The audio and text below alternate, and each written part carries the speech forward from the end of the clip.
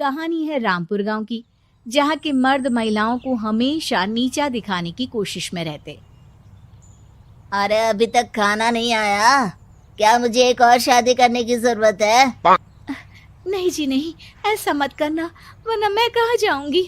खाना लेकर मैं अभी आई जी। गांव की पंचायत में भी फैसले हमेशा औरतों के खिलाफ ही रहते। मैं जो फैसला सुनाता हूँ वो भगवान की आज्ञा होती है। इस लड़के ने अपने मन से शादी करके अच्छा नहीं किया। लड़के को घर भेज दो और इसकी शादी इसकी जाति की किसी लड़के से करवा दो, लेकिन ये लड़के, इसे तो गांव के बाहर निकाल दो। नहीं नहीं जमींदार साहब, ये क्या बोल रहे हैं? ऐसा नहीं हो सकता। मेरी बेटी मासूम है, इसे अच्छे बुरे की समझ नहीं है। अरे कहाँ जाएगी ये बेचारी? कहाँ जाएगी? इतनी चिंता है तो पूरे परिवार का गांव निकाला कर देते हैं। बेचारे पूरे बसे बसाए परिवार को गांव छोड़ना पड़ता है। चाहे जो हो, अगर बेटियों को कंट्रोल नहीं कर सकते तो गांव में रहने का कोई मतलब नहीं है। यहाँ औरतों को दब कर रहना होगा। कोई भी अपने हिसाब से कुछ नहीं कर सकता, सब ईश्वर की मर्जी से ही होगा। तभी गांव का एक आदमी दौड़ा दौड़ा आता है। सरपंच साहब, जमींदार साहब, वो कालिया है ना, उसकी बेटी पढ़ने के लिए शहर जा रही है। अच्छा, ये कब हो गया? और कालिया की हिम्मत कैसे हो गई ऐसा करने की? लेकर आओ उसे और उसकी बेटी को। बस फिर क्या था, हाजिर हो जाते हैं कालिया और उसकी बेटी सरपंच के सामने। और कालिया, ये क्या सुनने में आ रहा है? बेटी को इंजीनियर बना रहा है तू? और ये बता, गांव में तो स्कूल नहीं है, फिर कहां से इतनी क्लास पास कर गई तेरी बेटी? राधा, जो कि कालिया की बेटी है, उसे लगता है कि सरपंच उसकी तारीफ कर रहे हैं। सरपंच जी, मैंने ऑनलाइन पढ़ाई की है, डिस्टेंस लर्निंग से। सभी में मैंने अच्छे नंबर पाए हैं, जिसे देखते हुए शहर की इंजीनियरिंग कॉलेज में मुझे स्कॉलरशिप मिली है। वाह जी वाह, क्या होती है ये? पहले तो ये बताओ, फिर आगे की बात करते हैं।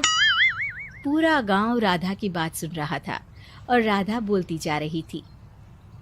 तो ऐसे मैं फ्री में एक अच्छी शिक्षा लेकर गांव में जो कुछ परेशानियां हैं, जैसे बिजली, पानी और इंटरनेट जैसी समस्याओं के लिए काम करूंगी। मैं गांव को शहर से जोड़ने के लिए पुल का निर्माण करवाने का प्रस्ताव रखूंगी। मुझे पूरी उम्मीद है कि जल्द ही हमारा गांव भी तरक्की की राह पर चल पड़ेगा।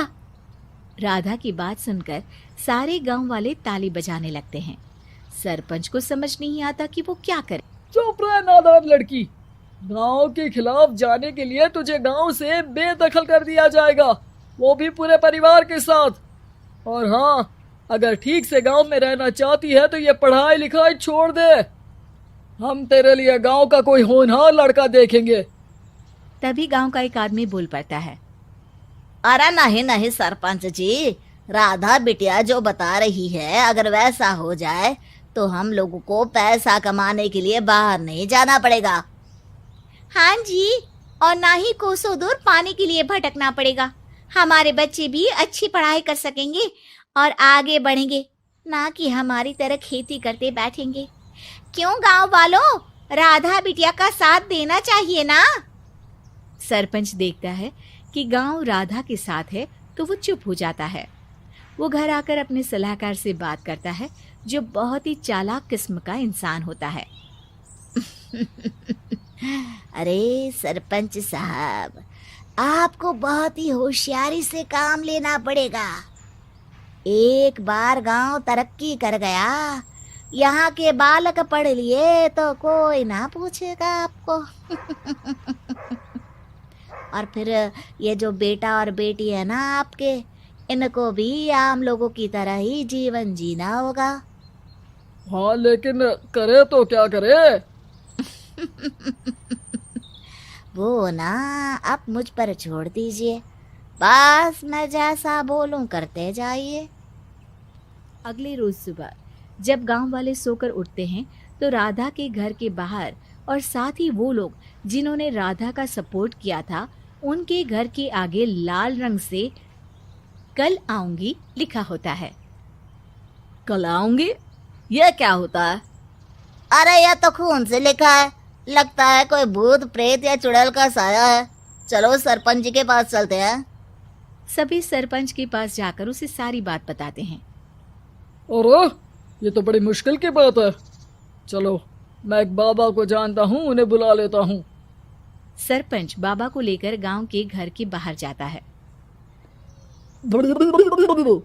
ओहो, तो ये वो चुड़ैल है जो उन लोगों को निशाना बनाते हैं जो गांव को बदलने का सपना देखते हैं।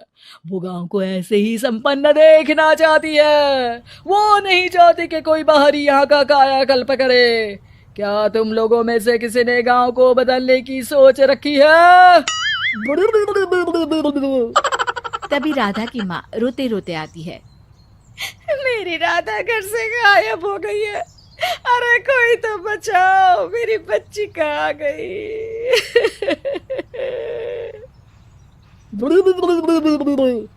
ले गई वो चुड़ैल, तेरी बच्ची को ले गई। अब वो उसे श्रापित करके छोड़ेगी, उस पर चुड़ैल का साया हो जाएगा। तभी बुरी सी हालत में राधा भी वहां आ जाती है। उसके बाल चुड़ैल की तरह फैले होते हैं और कपड़ों में खून लगा होता है। सभी राधा को देखकर डर जाते हैं। माँ, पता नहीं मुझे कौन उठा कर ले गया था। अरे दूर दूर हो जा चुड़ैल, अब हम लोग इस गांव में नहीं रुकेंगे। अरे कैसी बातें कर रहे हैं आप? कल तो आप मेरे भरोसे गांव का हुलिया बदलने, अपने बच्चों को पढ़ाने और तरक्की उन्नति की बात कर रहे थे, तो आज क्या हो गया आपको? ये फिर तुम लोगों को बहकाएगी। ये चुड़ैल गांव में आ चुकी है, ऐसे ही ये तुम्हारे घर के बच्चों को भी ले जाएगी। गांव वाले राधा को गांव से बाहर निकाल देते हैं।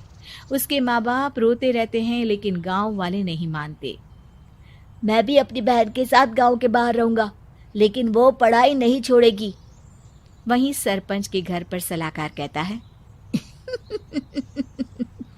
देखा, सांप भी मर गया और लाठी भी नहीं टूटी। लेकिन अगले ही दिन सरपंच के घर के बाहर भी वही शब्द लिखे होते हैं।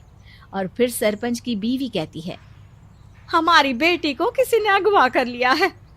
तभी राधा का भाई वहां आ जाता है। अरे गांव वालों, मैंने सरपंच जी की बेटी को देखा था। वो चुड़ैल उसे उठाकर ले जा रही थी।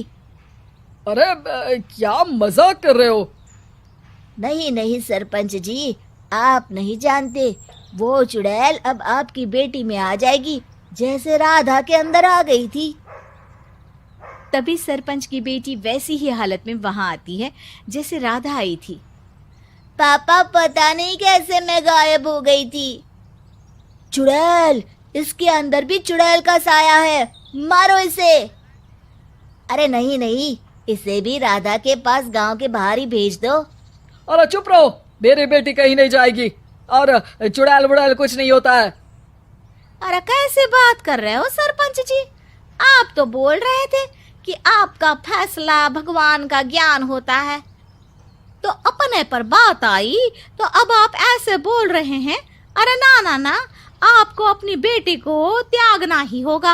अरे बुलाओ बाबा को। राधा का भाई बाबा को ले आता है, जिसे अब गांव वालों के डर के कारण सच बोलना पड़ता है। मैं कोई बाबा नहीं हूँ, मैं तो मोची था। ये सलाहकार महोदय ने मुझे कहा था एक्टिंग करने को। अब वो मुझे पैसे देने वाले हैं। अब मुझे माफ कर दो। गलती हो गई, मुझे माफ कर दो। तभी वहां राधा आ जाती है। देखा सरपंच जी, जब गांव के बच्चे साक्षर होंगे तो आप जैसे लोगों की चालाकी नहीं चलेगी।